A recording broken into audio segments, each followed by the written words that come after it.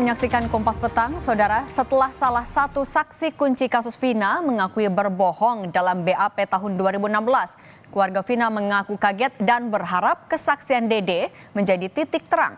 Keluarga Vina meminta Bareskrim Mabes Polri bisa mengusut kasus ini hingga terungkap. Kakak Vina, Marliana, menyebut tak pernah melihat dan bertemu dengan Dede selama proses penyidikan hingga persidangan kasus pembunuhan Vina dan Eki 8 tahun silam. Keluarga berharap kesaksian Dede Riswanto yang mengaku memberi keterangan palsu dalam BAP kasus Vina dan Eki atas perintah Ibtu Rudiana ini bisa menjadi titik terang untuk mengungkap penyebab tewasnya Vina dan Eki 8 tahun silam. Keluarga masih meyakini Vina dan Eki merupakan korban pembunuhan 8 tahun lalu. Ini bisa membuat kasus ini lebih terang atau bagaimana? Menurut saya, mungkin jadi semakin banyak orang yang menjadi saksi yang tadinya saya pusing, saya blunder gitu kan, harus percaya ke siapa, tapi ya balik lagi malah kok menemukan jalan gitu. Dulu saya dan keluarga yang lain ingin tahu siapa pelakunya, apa dalangnya, apa motifnya. Hanya itu aja sih harapan kami. Pelaku sebenarnya gitu ya, Bu? Ya. Mas, Mas tadi ada pertanyaan apa aja Mas tadi Mas? Mas, tadi ada asesmennya bagaimana tadi Mas Dede? Mas Dede. Kemunculan Dede, salah satu saksi kunci kasus pembunuhan Vina dan Eki, menjadi babak baru penyidikan kasus 8 tahun silam ini oleh polisi. Dede merupakan saksi yang diajukan Ibtu Rudiana, ayah Eki dalam BAP 8 tahun silam, yang mengaku mengetahui peristiwa pembunuhan Vina dan Eki. Namun kemarin, Dede membantah kesaksian yang ia buat dalam BAP 2016. Dede menyebut kesaksian tersebut ia berikan atas pengarahan Ibtu Rudiana. Dede mengaku berbohong, tidak mengetahui peristiwa pembunuhan hingga tidak mengenal para pelaku. Terus Pak Rudiana datang lah, saya tanya ke Pak Rudiana juga, Pak Rudiana mau ngapain, buat keterangan apa, saksi anak saya meninggal. Nah disitulah diceritakan, saya nongkrong di warung, kalau warung itu benar Pak, warung malam, hanya membeli rokok. Cuman ada segerombolan anak nongkrong, pelemparan batu, bambu, pengajaran, segerombolan motor ada di situ. Sebenarnya nggak ada Rudiana ngasih tahu masalah motor sama nama Pak, sama nama. Iya, motor dan nama saya tahu dari Pak Rudiana, dikasih tahu sama Pak Rudiana. Oh, nama-nama pelaku, nama pelaku. Iya. Apa katanya waktu itu? Kan saya bilang saya nggak kenal Pak nama-nama pelaku, muka pun nggak kenal. Terus kata Pak Rudiana, ya udah ntar saya kasih tahu nama-namanya pelakunya. Sementara Ibtu Rudiana melalui kuasa hukumnya mengajukan surat somasi kepada Dede atas dugaan fitnah dan pencemaran nama baik. Kuasa hukum Ibtu Rudiana, Pitra Romadoni, membantah pernyataan jika Ibtu Rudiana mengarahkan Dede dalam memberikan kesaksian di BAP kasus Vina. 3 orang ini agar meminta maaf kepada Bapak Ibtu Rudiana 3 kali 24 jam sejak somasi terbuka ini disampaikan dan diumumkan. Apabila dalam 3 kali 24 jam yang bersangkutan yang telah kita lakukan somasi terbuka tidak meminta maaf kepada Ibtu Rudiana beserta dengan keluarganya dan kepada masyarakat melalui media pers yang ia beritakan, maka dengan tegas kami akan melakukan tindakan hukum dengan membuat laporan polisi terhadap mereka bertiga.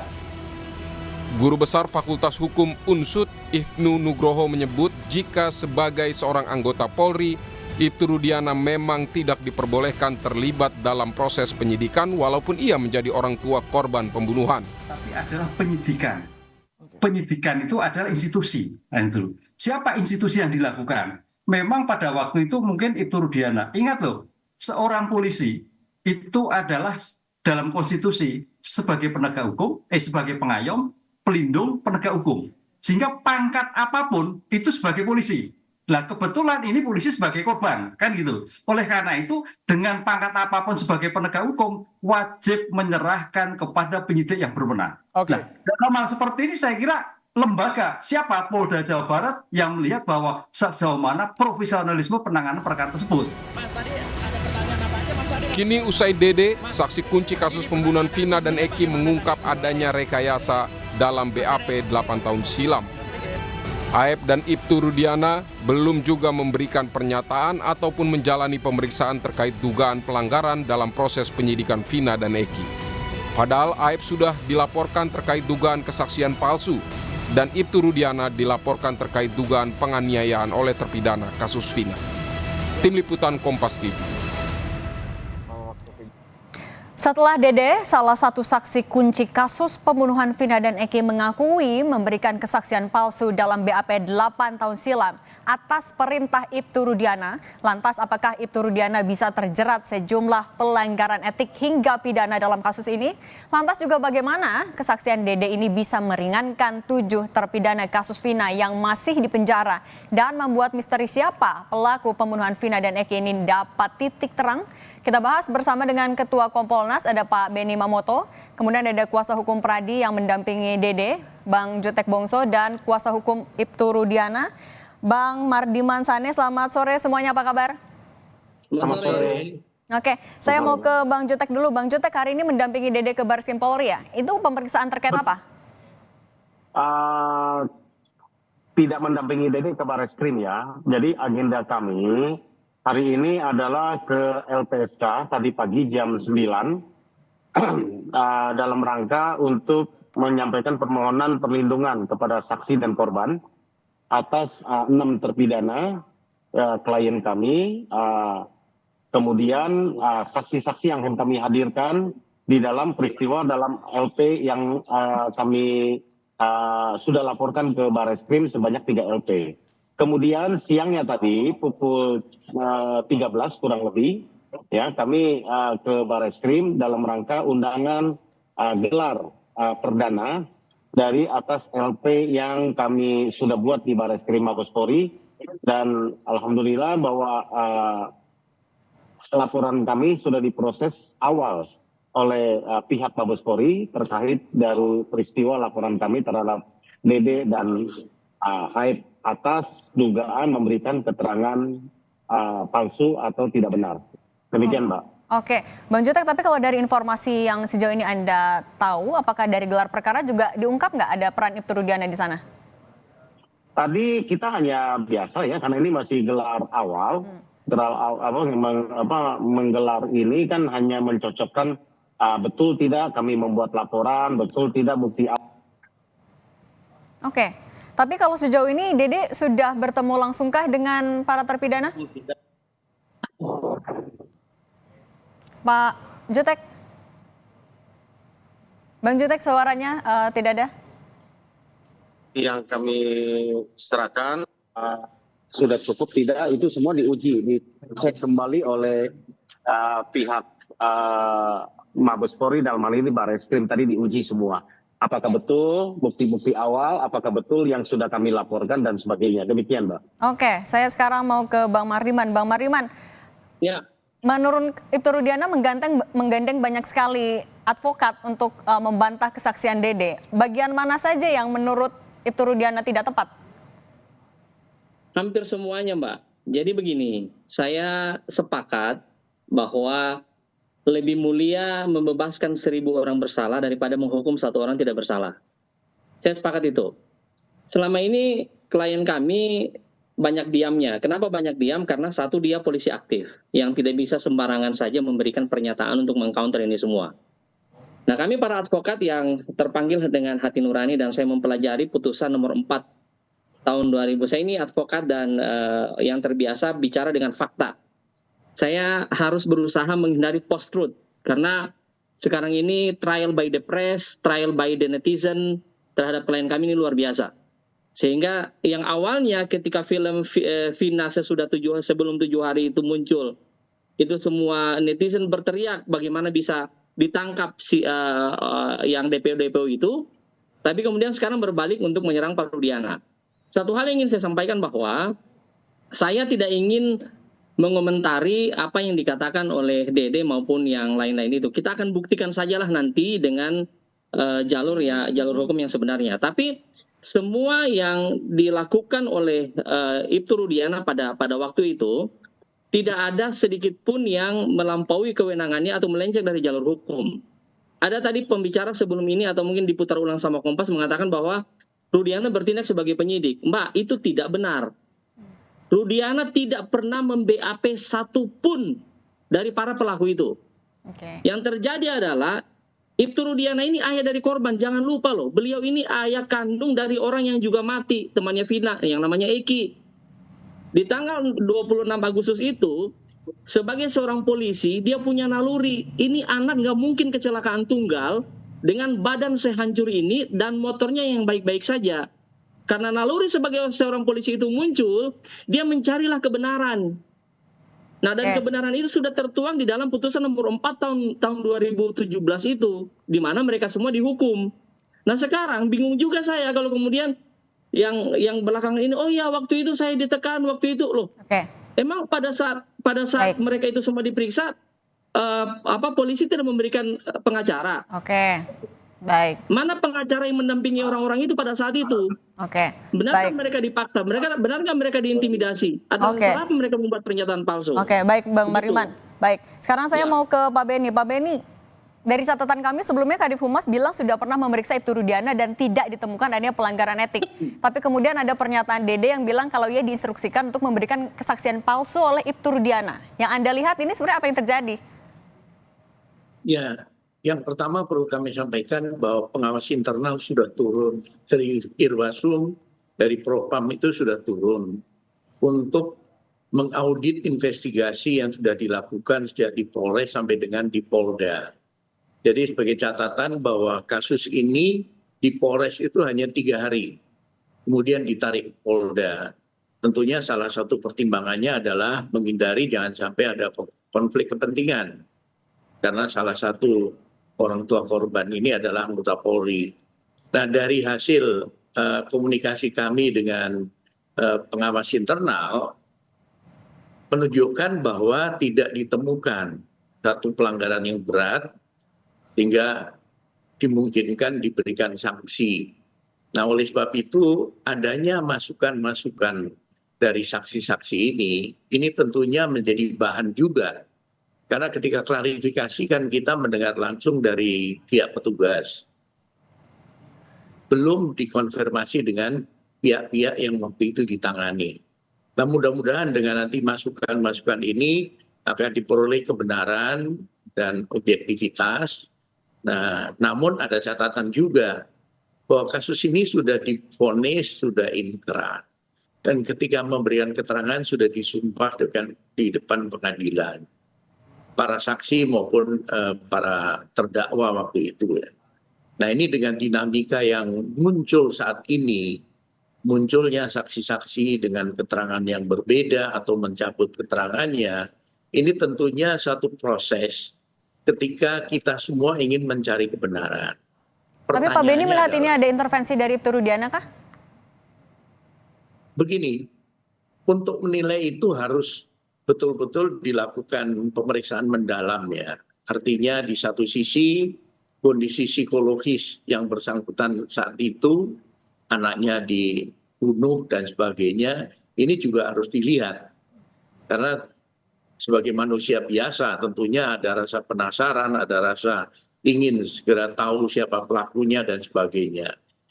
Nah, ini satu hal yang menjadi masukan sekali lagi buat pengawas internal dengan munculnya saksi-saksi ini ketika nanti proses penyidikan di Bareskrim dilakukan, ini juga menjadi bahan masukan. Pihak kepolisian tentunya akan terbuka untuk nanti mengkaji dan diharapkan seandainya memang ada hal-hal yang baru yang bisa berkontribusi dalam rangka menuntaskan kasus ini sangat bagus, seperti itu. Oke, baik. Saya mau kembali lagi ke Bang Jotek. Bang Jotek hari ini mendampingi Dede ke LPSK. Apakah artinya memang ada kekhawatiran, ada ancaman terkait setelah mengaku itu adalah kesaksian palsu?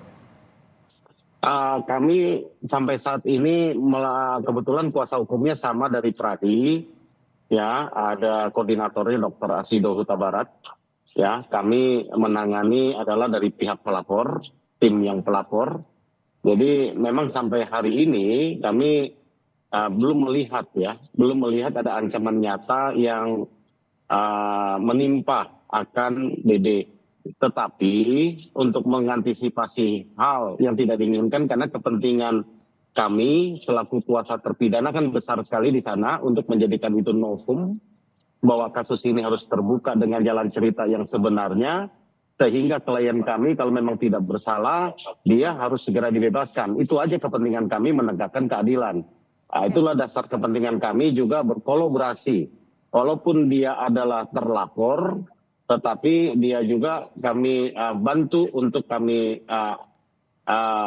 penuhi hak-haknya, apa yang bisa kami bantu, supaya proses pengungkapan ini bisa berjalan dengan lancar versinya terhadap peristiwa tahun 2016 yang lalu. Tadi yang disampaikan oleh rekan-rekan semua sini dan juga Pak Beni, betul Pak, Bapak sampaikan normalnya betul memang itu disumpah.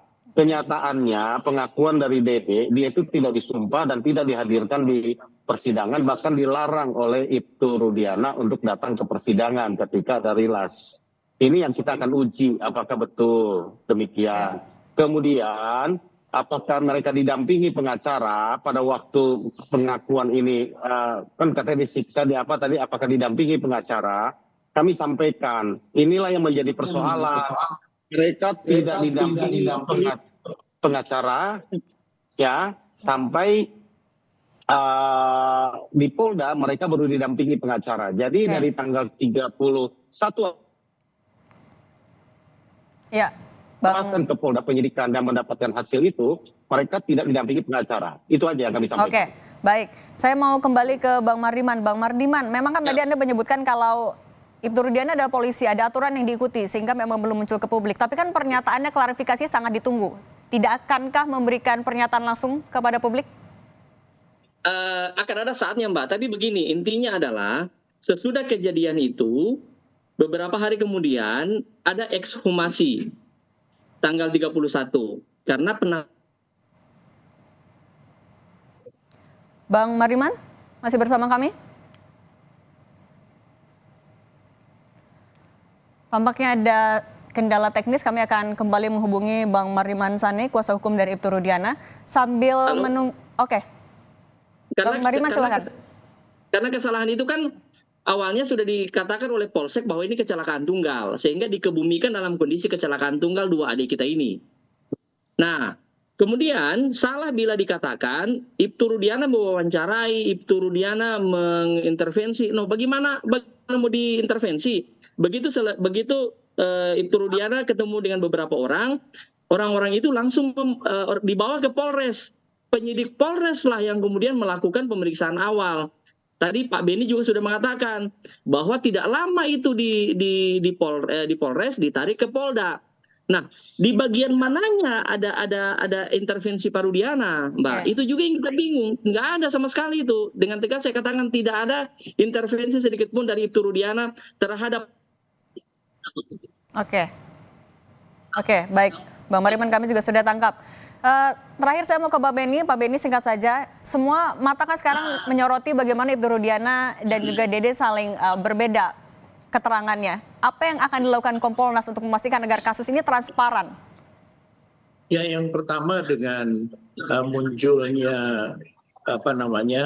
tim penasihat hukum dari Ibtu Rudiana, ini hal yang bagus dalam konteks untuk bisa memberikan keseimbangan informasi, termasuk juga dalam hal cross-check keterangan, sehingga publik bisa disajikan informasi yang berimbang.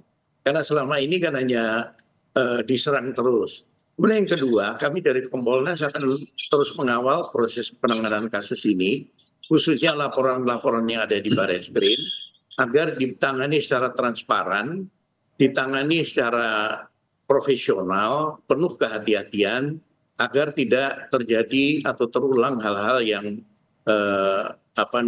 nantinya bisa merugikan dalam proses penyidikan ini. Dan mudah-mudahan bukti-bukti baru yang nanti diajukan ke PK, kalau memang sudah teruji dan nantinya itu menjadi novum, kiranya bisa berkontribusi untuk menuntaskan kasus ini. Oke, baik. Kita lihat apa langkah polisi untuk memastikan agar kasus ini transparan dan juga profesional. Terima kasih sudah berbagi di Kompas Petang, Pak Beni Mamoto, Bang Jutek Bongso, dan Bang Bardiman Sane. Sehat selalu. Terima kasih.